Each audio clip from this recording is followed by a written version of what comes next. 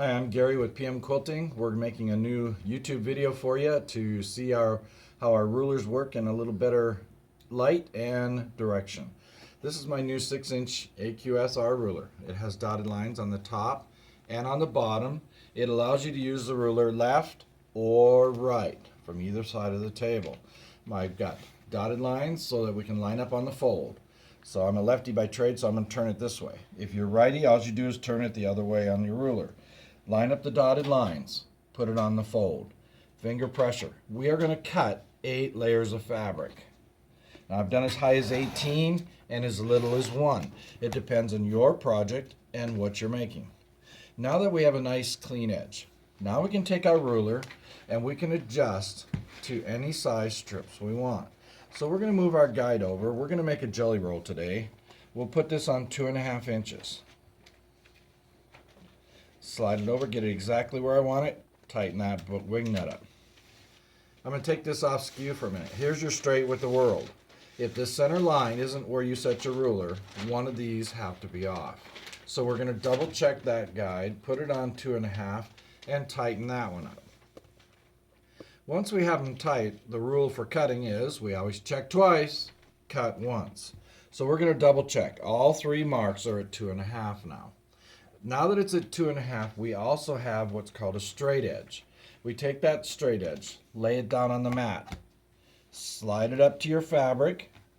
That way it touches the guide all the way along. Finger pressure is all you need on this side with the slip stop, and cut. Gives you a perfect cut every time. You can make multiple sizes by how you adjust your guide. Now that we've used this ruler, we're going to show you how to use our other ruler, which is a strip cutter. It is 2.5 inch wide track. It has a track inside the ruler. That helps you hold your fabric in place. When you cut multiple layers like we do, you have to cut the selvages off. We have to hold them together or they'll do what I call the domino effect and they'll slide as fast as you can cut. So now we're going to lay those inside the track that holds them together. We're going to get rid of those selvage edges.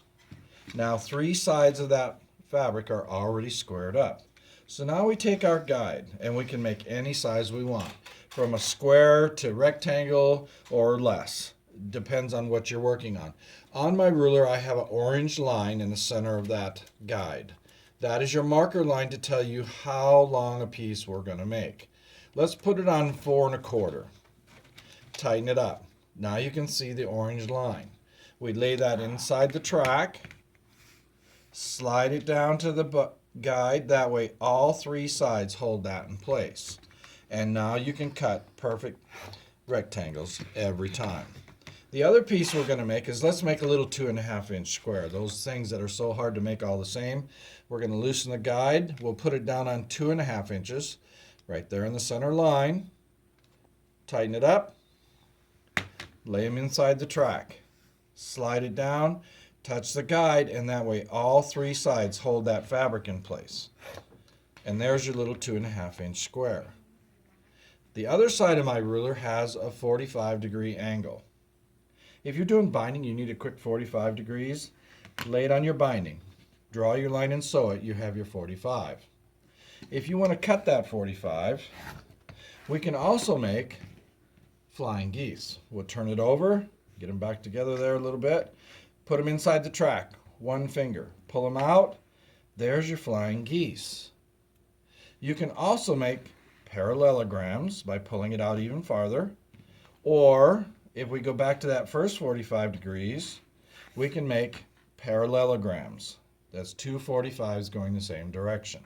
Now I have a question that I usually ask at the shows, and that's, after our first 45-degree cut, what's a girl's best friend?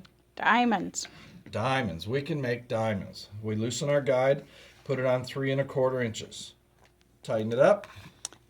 Lay them back in that track that holds them all together.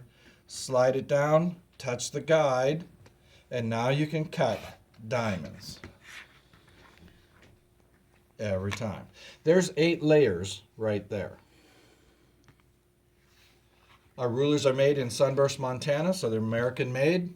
We also have a seam allowance ruler that we include in our kit. It has 2 pieces. It has a 1/4 inch hole, 1/2 inch, and 3/8.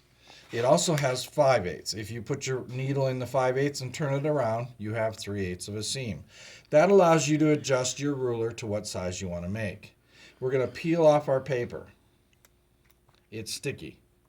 We're going to lay that on the sewing machine bed where we want the seam to be. Pick up your needle and your pressure foot, pull this one away, and now you have a perfect edge for sewing straight every time. Reusable. When you are done with it, pop it off the bed of the machine, put your paper back on it, and you're ready to use it again. When that finally wears off, you can put double-sided tape on it from Walmart or any shopping center that you'd like and reuse it over and over and over. We have 4 different sizes. We have an 1.5 inch, a 2.5, a 3.5, and a 4.5.